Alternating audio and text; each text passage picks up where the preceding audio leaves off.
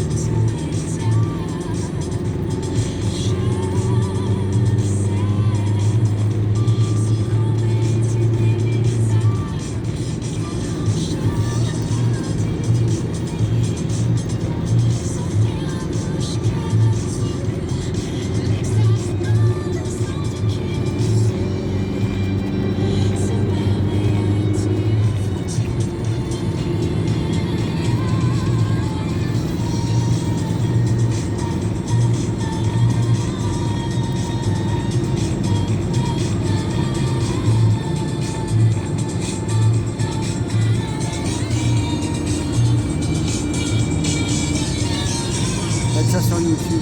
Hein. Je vais mettre ça sur YouTube.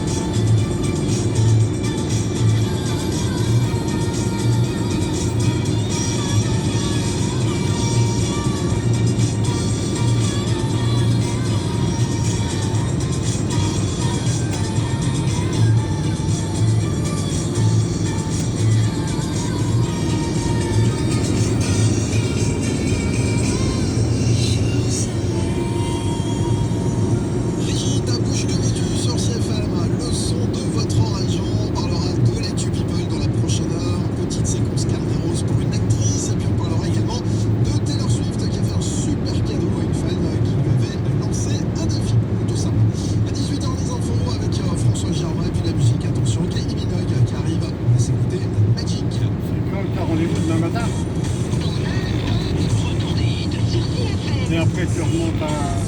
Bonjour, moi c'est Carla. Ma mère est âgée, mais elle souhaite rester indépendante le plus longtemps possible. Quelles sont les solutions?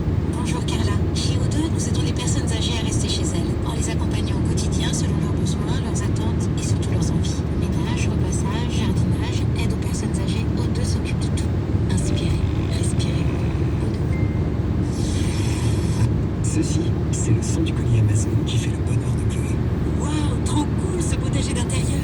Mais il fera aussi le bonheur de Romain, le cofondateur de l'entreprise qui produit ce potager en France. Bonne nouvelle, on a 4 commandes de plus. Oui, parce que plus de la moitié des produits vendus chez Amazon proviennent de petites et moyennes entreprises. Allez, essayez la grande annonce d'un de ce cas après. Trouvez-moi les commandes avec ces 5 produits pour 50% de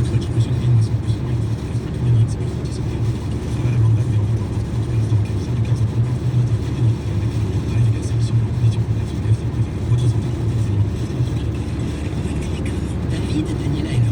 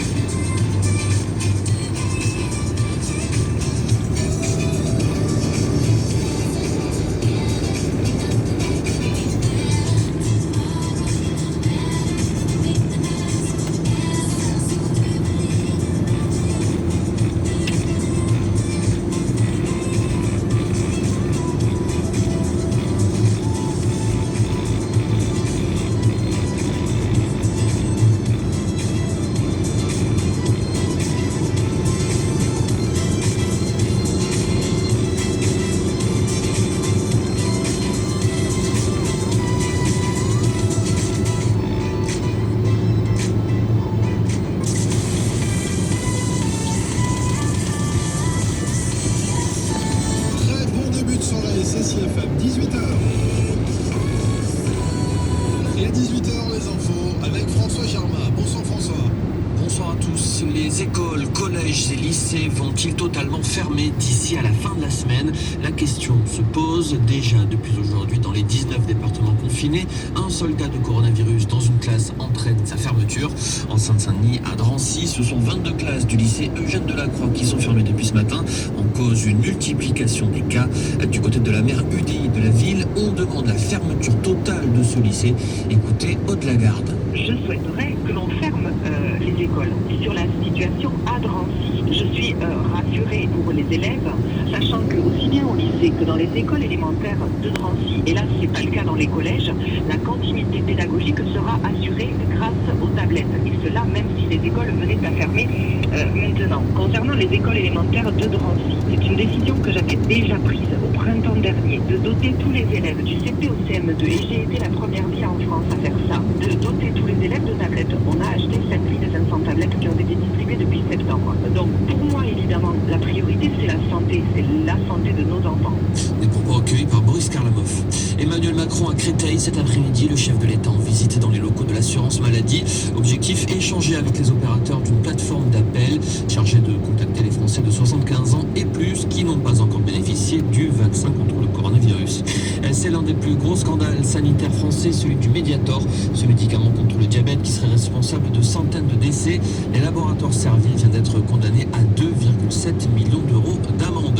Le trafic reprend sur le canal de Suez après des jours bloqués. Le porte-conteneur Ever Given a été remis à flot cet après-midi. À présent, il faudra environ 3 jours et demi pour que les navires en attente, plus de 400, traversent le canal.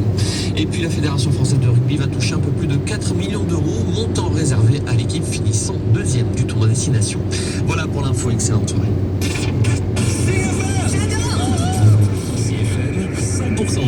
Bonsoir, un homme de 85 ans comparaissait devant le tribunal correctionnel pour des faits qui se sont déroulés le 3 janvier 2020. À la sortie de Lieu-Saint, un octogénaire entreprend une manœuvre de dépassement d'une autre voiture.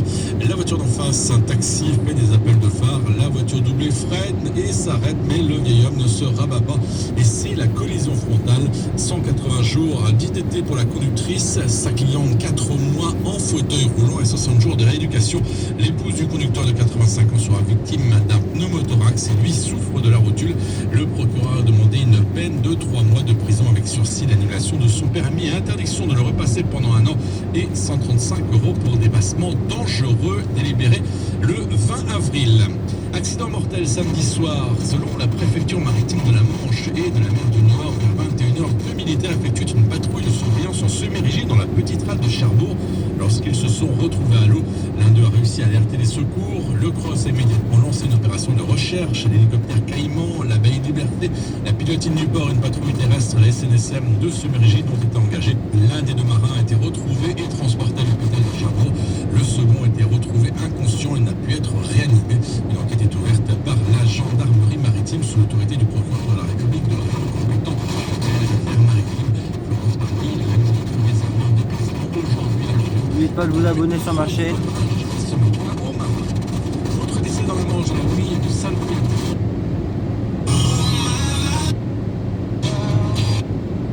Accélérer la campagne vaccinale alors que 3 millions de doses supplémentaires. Réussi à extraire une femme de 78 ans grâce à leur échelle, mais n'ont rien pu faire concernant cet homme de 83 ans en arrêt respiratoire. Malgré leur tentative de réanimation, la femme a été transportée légèrement blessée à l'hôpital d'Avranches. À Granville, la compétence mobilité est désormais communautaire. La ville avait jusqu'au 31 mars pour soit donner la compétence à l'intercommunalité, soit la transférer à la région. C'est la loi d'orientation des mobilités qui impose de faire ce choix. Ce qui pose problème, c'est le financement. La municipalité avait, en ayant conscience de ce détail administratif, voté la gratuité des transports.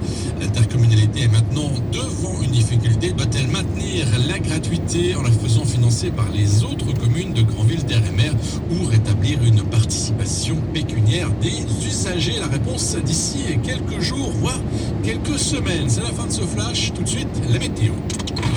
CFM, la météo.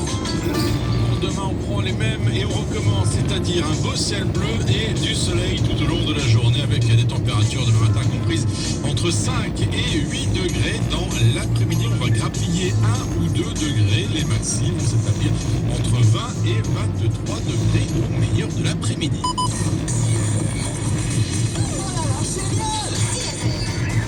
Le son de votre région.